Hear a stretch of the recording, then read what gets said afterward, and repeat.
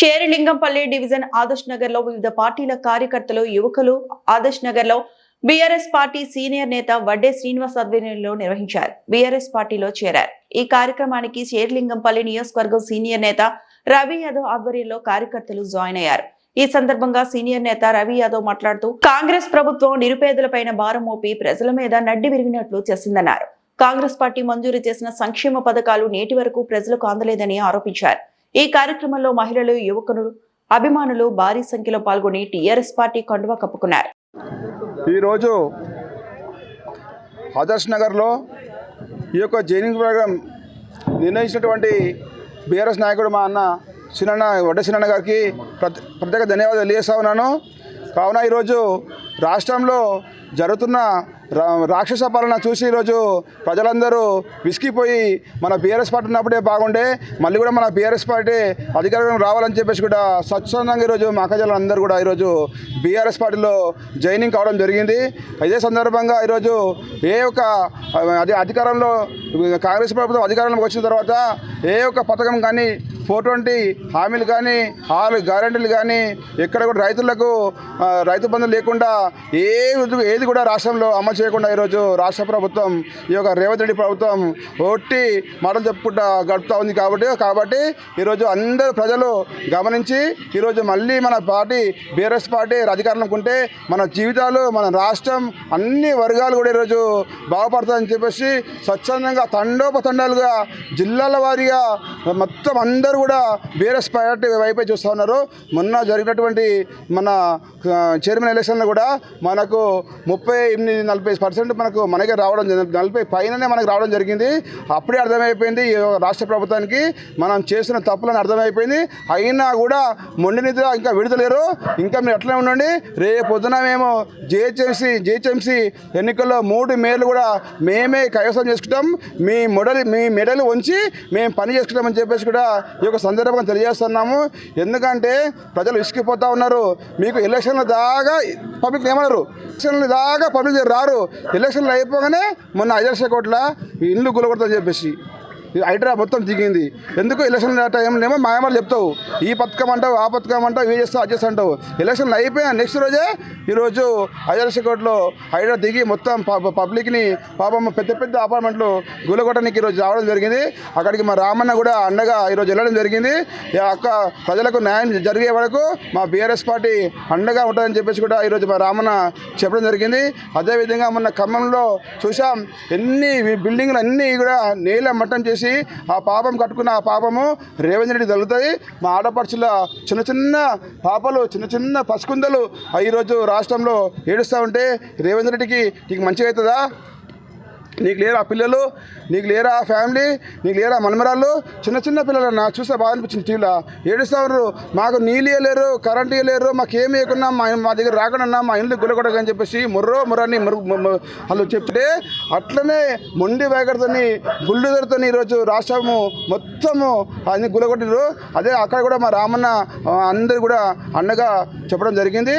రేపొద్దున మన రాష్ట్ర ప్రభుత్వం మళ్ళీ మనమే గెలిచినాక ఖచ్చితంగా అందరికీ న్యాయం చేసే విధంగా మనము ఈ యొక్క రాష్ట్రం మొత్తం కూడా మనము అందరికీ ప్రజలకు అండగా బీఆర్ఎస్ పార్టీ ఉంటుందని చెప్పేసి కూడా మా అధిష్టానం చెప్పడం జరుగుతూ ఉన్నది. మళ్ళీ డివిజన్ మన ఉమ్మడి డివిజన్ నుంచి మన 3 డివిజన్ల ఉమ్మడి డివిజన్ అయినటువంటి మన ఆదర్శ్ నగర్, నెహ్రూ నగర్, బాబు నగర్, గోపినగర్ అన్ని కాలనీ వాసులు కూడా ఈరోజు మన పార్టీలో బీఆర్ఎస్ పార్టీలో జాయినింగ్ కావడం జరిగింది. ఈ యొక్క కార్యక్రమానికి మొత్తం దగ్గరుండి అన్ని బాధ్యత వహించి ఈ యొక్క కార్యక్రమానికి అధ్యక్షత వహించినటువంటి మా వడ్డే సినన్న గారికి ప్రత్యేక ధన్యవాదాలు తెలియజేస్తా ఉన్నాను. ఇదే ఉత్సాహంతో మా బీఆర్ఎస్ నాయకులము ఫస్ట్ నుంచి కూడా ఇదే ఉత్సాహంతో ఉన్నాము. ఇంకా ముందు ఇంకా రెట్టింపు ఉత్సాహంతో కూడా మేము పనిచేస్తామని చెప్పేసి కూడా మా అన్నదమ్ములు, అక్కజనులు అందరూ కూడా కలిసికట్టుగా ముందుకు పోతా ఉన్నాము. ఈ యొక్క కాన్స్టిట్యున్సీ, ఈ యొక్క నియోజకవర్గంలో మన పార్టీలో గెలిచినటువంటి ఎమ్మెల్యే గాంధీ పార్టీ మారినా కూడా మేము ఎక్కడ కూడా తగ్గలేము. గులాబీ జెండాలు ఎగురుతుంటాయి, అలా గుండెలో గుబులు గుబులు ఉడుతూ ఉన్నాయి. ఈరోజు మన గులాబీ జెండాలు ఎగురుతూ ఉంటే వాళ్ళ గుండెల్లో గుబులు ఉడుతూ ఉన్నాయి. అదే విధంగా ముందుకు పోతాం.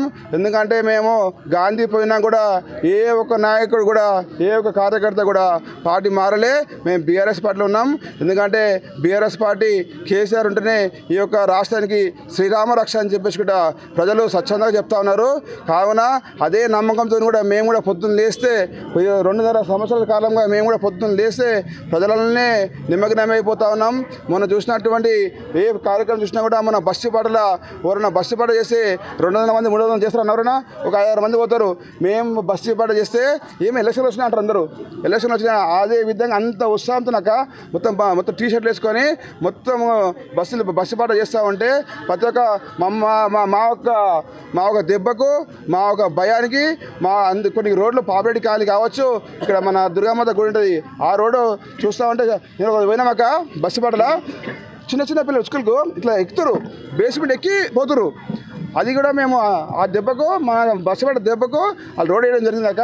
ఇలాంటి చాలాసార్లు మేము షెల్లింగపల్లి డివిజన్లో అలా మా బస్సు పడ్డ దెబ్బకు అందరూ మా అప్పుడు ఉన్న కార్పొరేటర్ కానీ ఎమ్మెల్యే కానీ దెబ్బకు ఉరికొచ్చి కొన్ని రోడ్లు ఉండే పెండింగ్ దెబ్బకి ఇనాగ్రేషన్ చేశారు. అప్పటిదాకా కన్ను ముసుకురు, ఇంట్లో వనుకురు, దున్నపోతులు లేక గోపిచారు. ఇక్కడ చుట్టుపక్క మీరు చూస్తూ ఉంటారు. అందరికీ ఈ యొక్క మనకు పాపిరెడ్డి కాలనీ నెహ్రూనగర్, గోపినగర్, ఆదర్శనగర్, బాబునగర్ ఇట్లా చూసుకుంటే మనకు ఒక అరామ్ టౌన్షిప్ కావచ్చు, సురభి కాలనీ ఇట్లా చుట్టుపక్కల పోతే ఇక్కడ దోయిస్ కాలనీ చదువు అన్ని కాలనీలకు ఒక పెద్ద ఒకటి ఏంటంటే అన్ని కాలనీ ఆనుకున్న చెరువు, పెద్ద చెరువు, గోపి చెరువు. అది ఒక డెవలప్మెంట్ చేస్తే 1 మినిట్ టైం కూడా అవుతుంది. 1 మినిట్ టైం పెట్టి. ఎందుకంటే ఈ రోజులలో అందరం కూడా చూస్తూ ఉన్నాం, ఎంత మంచి ఫుడ్ తిన్నా కూడా, ఎంత మంచి ఆరోగ్యకరమైన ఫుడ్ తిన్నా కూడా మనిషికి అన్నప్పుడు ఏదో ఒక రోగం వచ్చడం సహజం. ఒక బీపీ రావచ్చు, షుగర్ రావచ్చు, ఇంకేమైనా అదే ఉండొచ్చు. ఎందుకంటే ఆ పార్కు డెవలప్మెంట్ చేస్తే ప్రతి ఒక్కరు పొద్దున్న లేసి ఒక మంచి సుగంధమైన చెట్లు వేస్తే ఒక ఆక్సిజన్ మన బాడీలోకి వెళ్తే మన ఆక్సిజన్ వల్ల మన బాడీ చాలా రీఫ్రెష్ అవుతుంది. ఆ ఆక్సిజన్ వల్ల మన బాడీ మంచిగా రీఫ్రెష్ అవుతుంది. అదేవిధంగా చేరా బాబు అని చెప్పేసి మేము ఎన్నో రోజులు అంది ఆ యొక్క గోపిచారు ఇప్పటికీ 4-5 సార్లు మేము సమస్య పైన పోరాటం. మొన్న భారీ ఎత్తున మేము 400 మందితోని మేము గోపిచారు నుంచి మున్సిపల్ జిహెచ్ఎంసీ కార్యాలయం వరకు మేము పాదయాత్రగా బయలుదేరితే అప్పుడే GHMC deputy commissioner Prashanthi madam గారు దిగొచ్చి మా బీఆర్ఎస్ నాయకుల దెబ్బకు దిగొచ్చి మీకు తక్షణమే మేము దోమల బెడద నుంచి మేము కాపాడుతాం, ఆ దోమలు పోయే విధంగా మేము గుర్రపటే తొలగిస్తామని చెప్పేసి ఈ రోజు పొద్దున మిషన్ రావడం జరిగింది బీఆర్ఎస్ నాయకుల చొరవతో. ఈరోజు వచ్చినాక మేడం మేము వచ్చిపోయినాం, మళ్ళీ మీకు ఇంకా యాక్షన్ లేదు, ఎందుకంటే మేము 4 రోజులు అయితే మేము ఇచ్చి కూడా మీకు లెటరు ఇంకా టైం లేదంటే లేదు సార్, లేదు రవి గారు, రేపు మార్నింగ్ అన్న మన గోపిచెరులో దోమల బెడద నుంచి వెళ్ళిపోతుంది. ఈరోజు పని జరుగుతూ ఉన్నది. ఏ సమస్య అయినా మనము మన బీఆర్ఎస్ నాయకులు చేసినట్టు కానీ ఈ రాష్ట్రంలో కాంగ్రెస్ కానీ బీజేపీ కానీ ఈ యొక్క మోసపూరిత రాజకీయాలు చేసుకుంటూ మనం మోసం చేస్తుంది. కాబట్టి మన కేసీఆర్ బాధలు నడుద్దాం. మన కేసీఆర్ గారి అరే ఏమైంది అందరు కూడా అదే స్ఫూర్తి తీసుకొని ముందుకు పోతా ఉన్నాం. అదే మంచి జరుగుతుంది. ఎందుకంటే కేసీఆర్ గారు ఆ రోజు వెనకాడికి వేస్తే ఈ రాష్ట్రం వచ్చేదా? ఈరోజు ఉన్నటువంటి ఈ పనికిమాలిన సీఎం అయ్యేవాడా? రాష్ట్రం రాకపోతే సీఎం అయ్యేవాడా? అది గుర్తుంచుకోవాలి. ఎందుకంటే ఒక తెలంగాణ జాతిపిత కేసీఆర్ గారి మీద అనవసరమైన విమర్శలు చేస్తూ ఉన్నాడు. అది నీ ఆత్మవిమర్శ చేసుకోవాలి. ఇలా కేసీఆర్ గారు లేకపోతే ఈ రాష్ట్రము ఈ విధంగా ఈ యొక్క అది మన ఉన్నటువంటి మన డెవలప్మెంట్ కానీ, మన భూమి రేట్లు కానీ, మన ఇన్ని కంపెనీలు కానీ, మన ఐటీ మినిస్టర్ కేటీఆర్ ఉన్నప్పుడు ఎన్ని కంపెనీలు వచ్చినాయి హైదరాబాద్కు, ఎన్ని కంపెనీలు వచ్చినాయి, ఎంతమందికి లబ్ధి పొందింది. ఐటీ రావడం వల్ల మనకు రాష్ట్రం మొత్తం ఎంత బాగుపడ్డది అని చెప్పేసి కూడా మనం గ్రహించాలి. చదువుకున్న వాళ్ళు ఒక రకంగా మనం అందరూ చెప్పుకోవాలి. మన ప్రభుత్వం ఉన్నప్పుడు ఎన్ని పథకాలు ఉండే, ఎన్ని పథకాలు వచ్చేది, టైం వచ్చేదా కాదా, ఎట్లా వస్తుండే అని మనం అన్నీ చెప్పుకోవాలి.